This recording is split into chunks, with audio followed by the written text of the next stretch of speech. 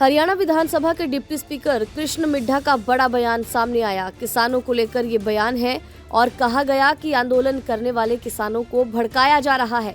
पंजाब सरकार पर ये बड़ा आरोप लगाया गया।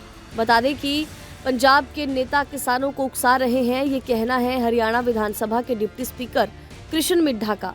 इसके अलावा उन्होंने कहा कि भाजपा सरकार किसानों की हितैषी है, किसानों को सरकार से बातचीत करनी चाहिए।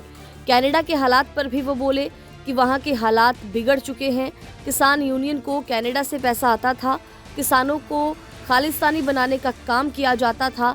तो इस तरह के बड़े बयान जो हैं वो कृष्ण मिड्ढा की ओर से दिए गए।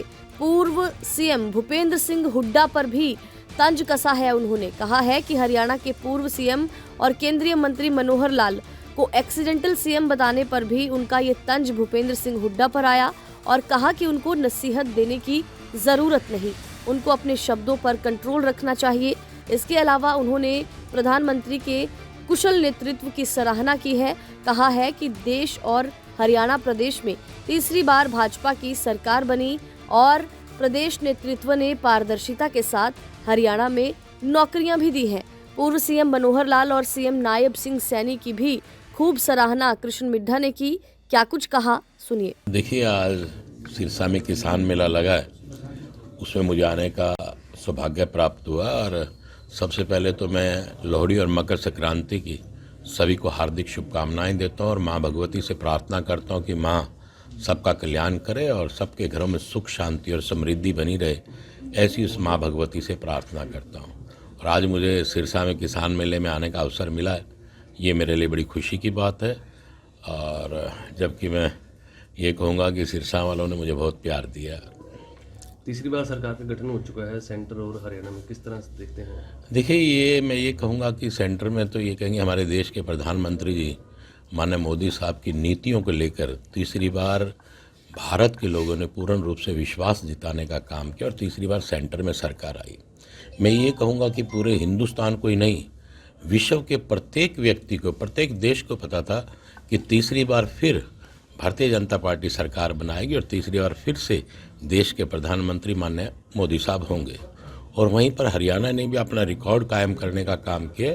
तीसरी बार भारतीय जनता पार्टी की सरकार बनी। उसमें ये कहूँगा कि हमारे पूर्व में रहे माननीय मुख्यमंत्री मनोहर लाल जी और तत्कालीन मुख्यमंत्री नायब सैनी जी की नीतियों का प्रभाव और उनका प्यार और उनकी मोहब्बत, जो उन्होंने पारदर्शिता के आधार पर नौकरी देने का काम किया, उन्हीं सब नीतियों को लेकर भारतीय जनता पार्टी ने तीसरी बार सरकार बनाने का काम किया है। कांग्रेस लगातार कह रही है कि हरियाणा में तीसरी बार जो सरकार बनी है बीजेपी की, गलत वजह से आ गई है, ईवीएम पर निशाना साध रही है। तो कांग्रेस क्या कहे? आज कांग्रेस बेचारी हो चुकी है, उसके पल्ले कुछ नहीं रहा और कांग्रेस के पास कहने के लिए और कुछ बचा भी नहीं। तो कहीं ना कहीं नाच न जाने आंगन टेढ़ा। कांग्रेस को ये कहूँगा कि सभी लोग, पूरे हरियाणा तो क्या पूरा देश जानता है कि उनकी नीतियाँ कैसी रही। उन्होंने पूरे देश को लूटने खसोटने का काम किया और चाहे हरियाणा रहा हो, इतने लंबे 10 साल तक, उससे पहले भी कांग्रेस ने एक लंबे समय तक राज हरियाणा में भी किया और उन्होंने हरियाणा को और ये कहूँगा कि पूरे देश को ही लूटने का काम किया। आज देश की जनता जागरूक हो चुकी है और वो जानती है कि हमारा भला कौन कर सकता है। वो अच्छे से जानते हैं कि भारतीय जनता पार्टी, सेंटर में बैठे हमारे देश के प्रधानमंत्री माननीय मोदी साहब, जिन्होंने आज हमारे देश को ऊंचाइयों पर ले जाने का काम किया। 5वें नंबर पर हमारा देश है और आने वाले समय में ये तीसरे नंबर पर आ जाएगा। हम किताबों में पढ़ते थे कि सोने की चिड़िया, मैं ये कहूँगा कि आने वाला समय सोने के शेर कहलाने का काम हमारा देश करेगा। वहीं पर हरियाणा की नीतियां आप सबके समक्ष हैं कि किस प्रकार से हरियाणा में बड़े प्यार और मोहब्बत से और लोगों को हर प्रकार से सुख सुविधाएं देने का काम भारतीय जनता पार्टी ने किया, हमारे मुख्यमंत्री ने किया, जिसकी बदौलत तीसरी बार सरकार बनने का काम किया। और कांग्रेस के हालात आज आप सबके सामने हैं। कांग्रेस के पूर्व मुख्यमंत्री भूपेंद्र सिंह हुड्डा का कल बयान था कि मनोहर लाल जो हरियाणा के 10 साल के मुख्यमंत्री थे, एक्सीडेंटली मुख्यमंत्री थे वो। देखिए, उन्होंने तो ये भी कहा था कि इन्हें किसी चीज़ का अनुभव नहीं है, लेकिन इतने अच्छे ढंग से सरकार चलाने का काम हमारे मुख्यमंत्री जी मनोहर लाल जी ने किया, वो आप लोगों के समक्ष है। उन्हीं की पॉलिसियों के आधार पर तो तीसरी बार भारतीय जनता पार्टी ने अपनी सरकार बनाने का काम किया।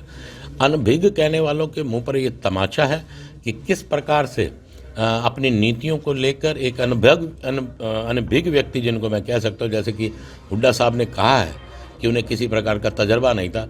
अगर जिनको तजर्बा नहीं था उन्होंने अच्छे से तीसरी बार सरकार बनाने का काम किया, तो आप देख सकते हैं कि अब आगे दो योजनाएं और कम से कम भारतीय जनता पार्टी अपनी सरकार बनाने का काम करेगी। मिड्ढा साहब की हुड्डा साहब को क्या नसीहत है? देखिए, मैं इतने सीनियर लीडर हैं, मैं किसी को कोई नसीहत नहीं देना चाहता। मैं इसमें ये कहूँ कि मैं उनसे काफ़ी जूनियर व्यक्ति को नसीहत नहीं देनी चाहिए। उसको अपने आप में स्वयं राजनीतिक आदमी, और उन्हें पता होना चाहिए कि वो किस प्रकार से बोल रहे हैं। अपने शब्दों पे कंट्रोल कर हर व्यक्ति को बोलना चाहिए। कड़ाके की ठंड में किसान फिर भी आंदोलन कर रहे हैं। डल्लेवाल साहब 50 दिनों से बैठे हैं। देखिए, किसानों को भड़काने का काम किया जा रहा है और पंजाब इसमें विशेष भूमिका निभाने का काम कर रहा है आप लोगों के सामने कि किस प्रकार से आज कनाडा के हालात हैं, क्योंकि कनाडा से ही पैसा सब आता था इस देश के लिए। किसानों को बहकाने का काम भी वो खालिस्तान बनाने के लिए कर रहे हैं, और आज आप लोगों के सामने ये मांग पूरे देश में नहीं है। मैं तो किसानों से कहूँगा कि आराम से बैठ के बातचीत करें, और हर बात का हल बैठकर ही निकलता है।